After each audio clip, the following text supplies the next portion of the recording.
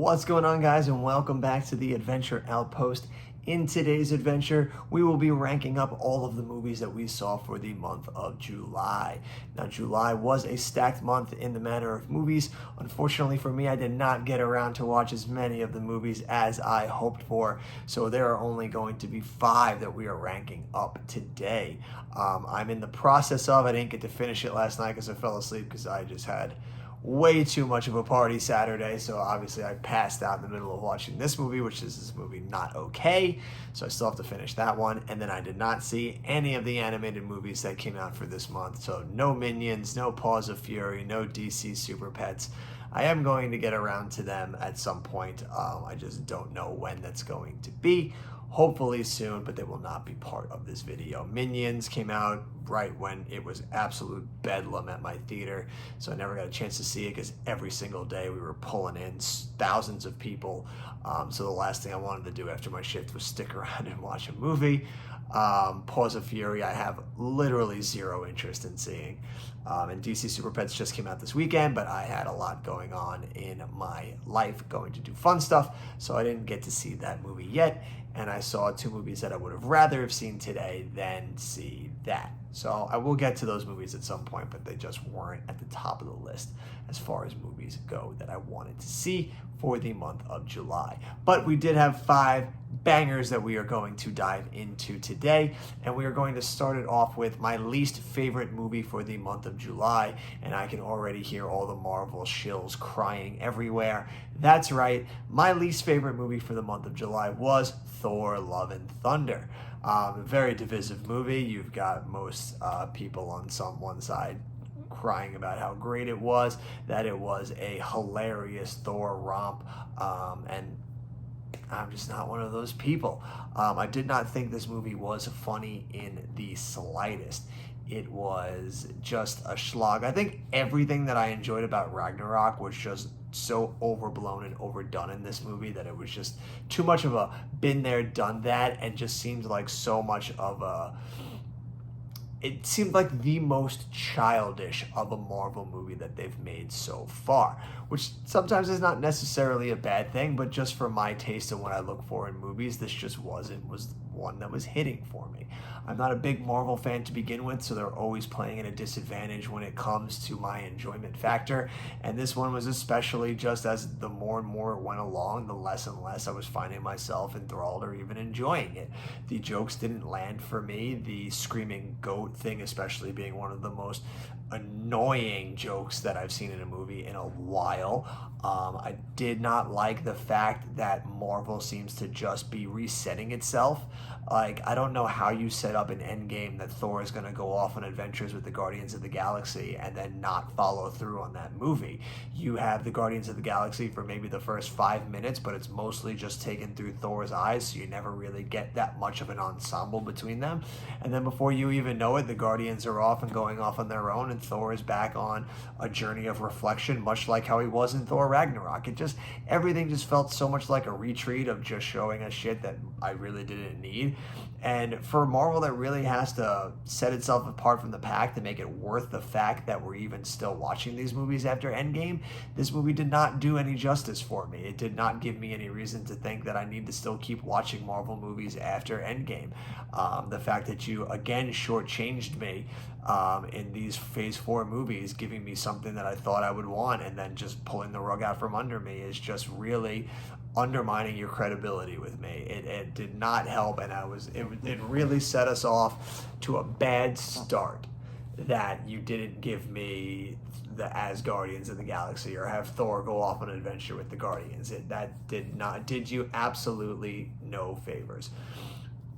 Also, one of the biggest things for me that really bothered me about this movie is the fact that Thor has always been a bit of a goofy character, but he's never been a moron. But in this movie, they made him an absolute moron. He just was the dumbest fucking idiot on the face of the planet. Simply just to get one-liners and get jokes and just, I don't know, like, it definitely rang true after reading interviews where they were like, this is like a movie that a 7-year-old would make. And it was like, yeah, it is. but that's not really a good thing. Like this is not good. It's not good at all. Marvel's continuing its terrible CGI this lately. For movies that are costing $250 million, the CGI looks fucking atrocious. And especially now seeing all those interviews and reports coming out that the visual effects artists hate working for Marvel. It's showing. It shows in just how terrible some of these special effects are, that all these people coming forward about that are probably just right on the nose. Like, it is just fucking brutal. I think the only shining light in this movie is the relationship between Jane and Thor. I think a lot of those spots are pretty good. They're a bit undermined by the fact that, again, you just shove so many fucking jokes in there that you can't even let the seriousness of that situation play out. And then they kind of make her too jokey too. Like, everybody is the same character. We're all just going to drop one-liners. We don't let anybody be different. But there were parts of it that were pretty good. And then Christian Bale, of course, because Christian Bale will always do Christian Bale things and just put in a performance that's going to be fucking stellar. And in this case, he put in a performance that was much better than this movie deserved. But we're gonna stop, because I could go on forever. I can do a whole dissertation on how much I fucking hated this movie.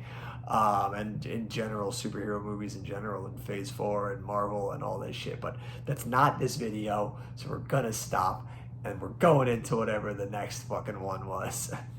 Dropping in next was Netflix's The Gray Man, a movie that I was really looking forward to. It was a movie that was my most anticipated for the month of July, and here it is coming in almost at the bottom of the barrel. And it's a shame, because I was so looking forward to this movie. It never helps to have read the book before you see a movie, because goddamn will they just never, you could just never do the book justice. And I was okay with that. I knew that was not going to happen. I was like, the movies never live up to the books, but I don't need it to in this situation. The book was very much just it followed it pretty much, which is just an assassin for hire. It's him against the world. You can play a lot with that in the movie. I was very lenient with what you can change, but still keep the liner notes of the book. Where I started to get pretty worried in the trailers leading up to it was seeing Ana de Armas' character, because it was like, there is no Ana de Armas character in the books, or at least in that first book that this was based on. I had that bad feeling that they were going to just shoehorn a woman character in for the sake of having a woman character in there.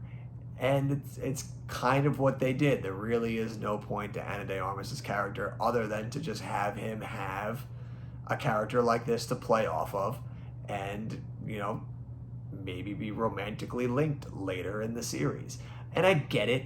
You know, in film, like, he can't be a one-man wrecking crew, simply because in those scenes where he's going from location to location, you know, you kind of need someone to play off of. You need somebody to, you know, act against and get out some exposition and get out the story points and move the story along, and just have somebody to play off of. So I get that. That's totally fine. I think the part that just gets a little bit tough for me was just in the execution, because he's supposed to be this insanely amazing assassin that they build up throughout this entire movie, and then they have that huge scene in, I forget which, in the book it's Paris, but I don't know if they switched it in the movie. But then they have that huge thing where, like, she has to save his life and everything. And again, that's a small nitpick, but this dude is supposed to be this huge lone wolf guy, unstoppable force, and he doesn't come off across that as much in the movie as he does in the book. Again, minor nitpicks there. What really kills this movie for me is, again, it's a $200 million movie, and it looks fucking terrible at times. Like, it blows my mind that in the 80s and 90s we had fractions of these budgets, but you have movies that look fucking incredible and still hold up today. The Liquid Terminator in Terminator 2 is a special effect that they came up with in 1991, and it looks better than anything that was in Thor: Love and Thunder and anything that was in The Gray Man. And these movies cost probably fucking double what that movie cost. it's simply absurd. There are some special effects and action scenes in this movie that are just fucking terrible. That one in Paris that we're talking about when he's running off of the bus to land in her car as the bus collapses into a building. It just looks so fucking bad.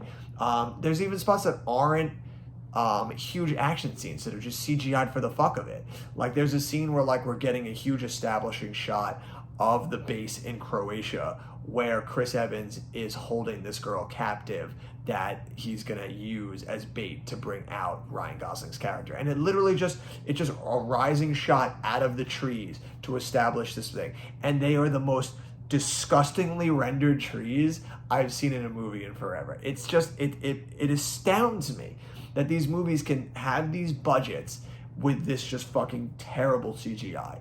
It needs to stop. It absolutely needs to stop. And it tears down movies and it makes it fucking brutal to watch because it's just, you see the amount, it's like, what are you fucking wasting this money on? It's just, it's fucking absurd to me and it needs to stop. I can't take it anymore. It fucking hurts.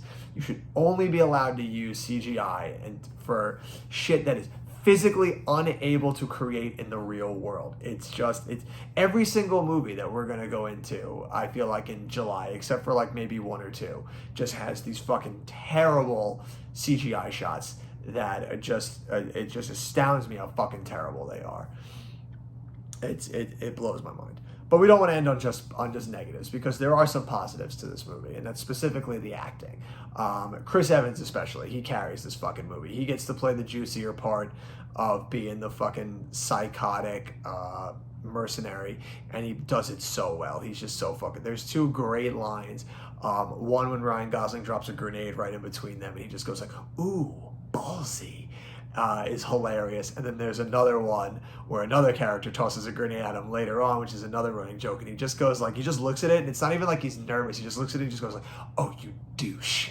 He just has these like great bad guy lines, like just a lot of fun from his character. Ryan Gosling puts in a solid performance too. He has the less flashier of the part simply because the gray man character, even in the books, is not written very he doesn't pop out on the page. He's a character that is supposed to be very reserved and not as flashy simply because he's this assassin devoid of emotion. But Ryan Gosling does his part, injecting a little bit more life into him to really like endear him to the audience. The two of them very solid in this movie. Ana de Armas doesn't really have much to do other than to look pretty and kick ass. She does a great job at it as always. She's a very talented actress, but there's just not much for her to do in this series. But that gets us out of the stuff that like I was not a fan of and I will never watch again. And now we get into the stuff that I was a fan of. And we start off with a movie that I actually just got back from seeing, and that is BJ Novak's directorial debut, Vengeance. It was a movie that I didn't know too much about. We had seen the trailer once, literally only one time before a movie, and it piqued my interest enough that me and my fiance were like, if that movie comes to any of the theaters near us, we need to go see it. Thankfully it did, and we went today to go see it, and I was pleasantly surprised with it. It was a movie that it takes a few scenes to get yourself into it, and I think that's simply just because you didn't get enough trailers, so you didn't really know what type of a movie to expect genre-wise. So it took a little bit to settle in to try and see like what kind of a movie I'm getting here. And it didn't help that the first scene opens up with him and John Mayer like talking about like just hooking up with random women. So you don't really know if you're getting into like what's supposed to just be like a straight comedy or like a black comedy, or if it's just supposed to be a drama that just has moments of comedy. So it takes a minute to get going simply just because you're settling into like what the genre is. But once the movie really settles into what the story is, which is him going to the funeral of a girl that he was casually seeing and then learning that there might be more to the story and that she might have been murdered, so he decides that he can get like a podcast out of it and kind of use this to kind of further his career. I think once the movie starts to settle into that, it starts to really pick off, and once it starts to pick up its themes off of that movie, which is like this almost like existential crisis movie, it really starts to take off. And you know me, I'm a sucker for my existential movies. So I really started to enjoy this movie once it started to settle into those existential themes and really start to take us on to this journey of the mind as he is trying to make this podcast. The movie really, really picked up for me. I enjoyed it a lot. BJ Novak, great directorial debut. He wrote the movie as well. I knew he'd bring the goods there, especially from all the other stuff that you've seen him work on writing. It was work on The Office and everything. Supremely talented individual. Super surprising performance out of Ashton Kutcher in this movie too. I totally forgot he was even in it until we had the opening credits, and it was like, fuck, man, like he is really good in this movie. Like he puts in a stellar performance. And then all the other like side characters are like really humorous in it as well and really add life to the movie. It was a really enjoyable existential like type of crime movie.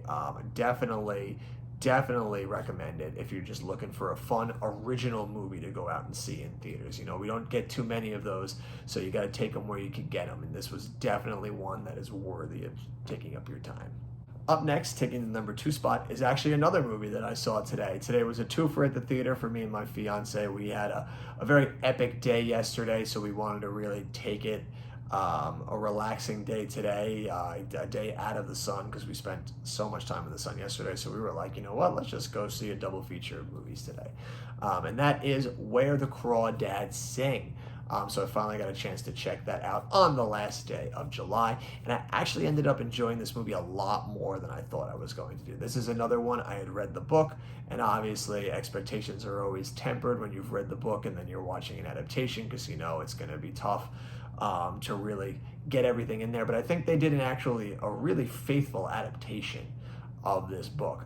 Scenes and stuff was all switched around. The format was entirely switched up on its head for the film, but I think that helped make the film a much more structurally sound movie, whereas in the book you could kind of take more of a non-linear, more episodic feel to it, because, you know, in a book everything's in your head and you're really just taking like a small step with it, whereas in a film it needs to be very concise and tight. So everything that they switched around and the way they ordered the scenes, I think worked much better for the film narrative.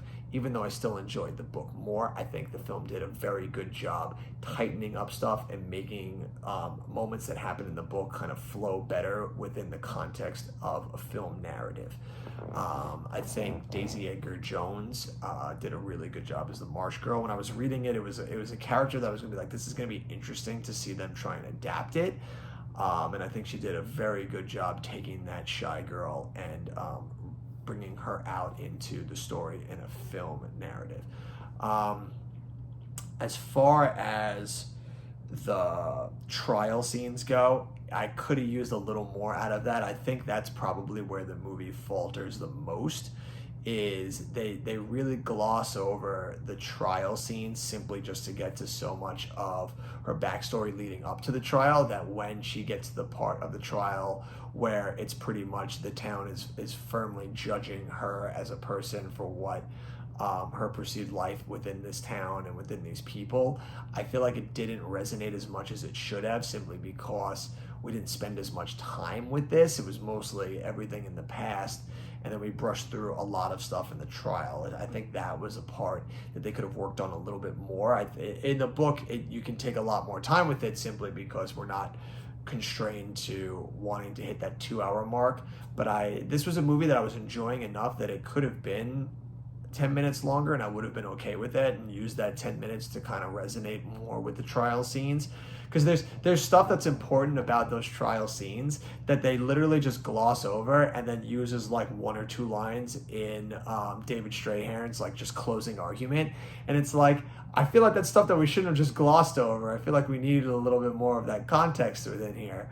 But nonetheless, it was still a supremely enjoyable movie, and one that I ended up enjoying a lot more than I thought I was going to. But naturally, as always, there can only be one. And if you're following along on the chart of movies that came out for July, then you know number 1 for me was Jordan Peele's Nope. A movie that I ended up, much like Crawdads Sing, I ended up liking this movie a lot more than I thought I was going to. I thought it was very inventive. I'm always a sucker for original movies, and I am a huge sci-fi fan. So naturally, I was going to enjoy this movie from the get-go. But it helped that it was just leagues above what I expected, and was just a really good sci-fi movie that touched on themes of human beings' inability to grasp the concept that we cannot harness the power of everything, alongside this notion that human beings can't turn away from tragedy. Like, we always have to have this like one eye onto the ground of stuff that we can't look away from, and it somehow can a lot of times end up becoming our undoing. I thought it was a very interesting concept for a sci-fi movie. I think this movie was marketed terribly. Whoever's marketing Jordan Peele's movies, you don't have to market every fucking one like as if it's a horror movie. Like, not like, I think the closest he's really made to a horror movie is Us. Like, everyone wants to market it like a horror movie, like Get Out, but to me, Get Out's not even a horror movie. It's more like a psychological thriller. Us is probably the closest one to a horror movie. I wouldn't even label this movie as a horror movie. This movie is a thriller. So why not a thriller? This movie is a sci-fi movie. It's just straight sci-fi. So why they decided to market it like a horror movie is beyond me. I mean, I know why they did it, because it's like, hey, it's Jordan Peele. We got to play off of that idea that he's like a modern day M. Night Shyamalan or Alfred Hitchcock. So we have to play off that idea that like everything's going to be a horror movie. But it's like, you alienate people that love sci-fi but don't like horror, and then the people that like horror but not really sci-fi are just like, they're going to see it and they're like, this isn't what I expected, and it's not as great. And then the people that would go and see it and like it aren't going and seeing it. Not that the movie did terrible in theaters, but I feel like it was just weird that we just marketed this movie as a horror movie when it's not a horror movie in the slightest. It's science fiction through and through. But that aside, the movie was just great. I think Daniel Kaluuya, Stephen Yeun, and Keke Palmer were all really good in it. Stephen Yeun especially. Like, I was a little confused at the part where we're opening up with this fucking scene of this monkey just murdering people on a film set. But once you kind of like figure out what he's trying to say with that and where that's going, and it ties into this idea of humans' inability to grasp the fact that like we can't control everything. I think it really set the tone for the movie and opened it up and made you kind of understand like what this movie is aiming to say. It was just really clever, and I just thought it was a lot of fun. This movie also had some scenes that were like really fucking squeamish. Like, it takes a lot in movies to make me like sit in my seat and just be like, oh shit, like, oh my god, and like just kind of like tense up and be like disgusted. But the scene where Stephen Yeun and all them, spoilers obviously, so if you haven't seen this movie and you don't want to be spoiled, stop now. That's your only warning. But the scene where Stephen Yeun and all the people at his like ranch where he puts on all these shows and everything, and they all get sucked up by what this creature is and they get eaten by it, the visual of them getting like, I don't know if it's like it's organ or whatever, but it's just like they're just getting sucked up through this like tight space, and you can see like blood stains on some of them, but like the noises that the thing is making is like you hear it like feasting on them. It is fucking so visceral, and just like it made me just so squeamish, and I was like loving it at the sound. I was like, this is so good that it's getting like it's getting me to feel this reaction. Like, it's just, this movie is really good. It's a great time. Again, we were talking about going to see original movies at the theater. This is a great movie to go see at the theater. It is just stellar work from Jordan Peele. It is a great movie and another like incredible film to add to his arsenal. And that is my list. The July is come and gone. The summer movie season is winding down. We've only got really one big movie left in August to round us out. It's been a wild ride for summer 2022, I gotta say, especially working at the theater, seeing how these movies have come out and seeing how the box office has gotten definitely a big win this year. This has been a very big win for movie theaters and studios and all these big movies that have been coming out. We're definitely like the closest we've ever been to getting back to the pre-pandemic levels. So that's been a joy to see. The movies have been few and far in between on heavy hitters critically and how good they are for the month of July. But you can't discount the business that we did for the month of July. I have to say, probably from the last week of June when Elvis came out through till when Nope came out, every day at the theater was just fucking insanity. Like, you were just doing thousands of people every day, even on weekdays. Like, even days when it was a beautiful out, because like normally if it's like a beautiful sunny 90-degree day, you'd be dead. Most people would be going to the beaches or stuff, but for whatever reason this year, people just were like itching to get back into the theaters, because every day, regardless of how nice out it was, regardless of what was going on in town, or regardless of like what you had going on in your life, thousands of people were coming to the theater every day. And that is a great thing. I am super glad that people are going back out into the theater, because this is a business that I love. I love movies. I love seeing movies on a big screen. I love going to the theater and just being in a dark room with other people and having this collective journey that we're all going on watching these movies. So regardless of if I hated the movie, liked the movie, was indifferent to the movie, just that simple fact of all of us being together in that communal experience is just one of my favorite things in the world. So I'm so happy that it is back and it is doing well. Not only is it doing well, it's flourishing. So I hope that can continue through the rest of the year as we go into this more down period in between summer and our holiday season. So if you are some of the few people that have gotten back into the theater, God bless you. If you're some of the ones still on the fence, just go to the movies. It's okay. It's not going to hurt you. You'll be okay. I promise. Go out and enjoy a flick. But that'll do it for all of us here at the Adventure Outpost. Until the next video, you have been you, I have been me. These are the movies that we love so much. Get out and go see a flick in theaters. And until next time, adventure on.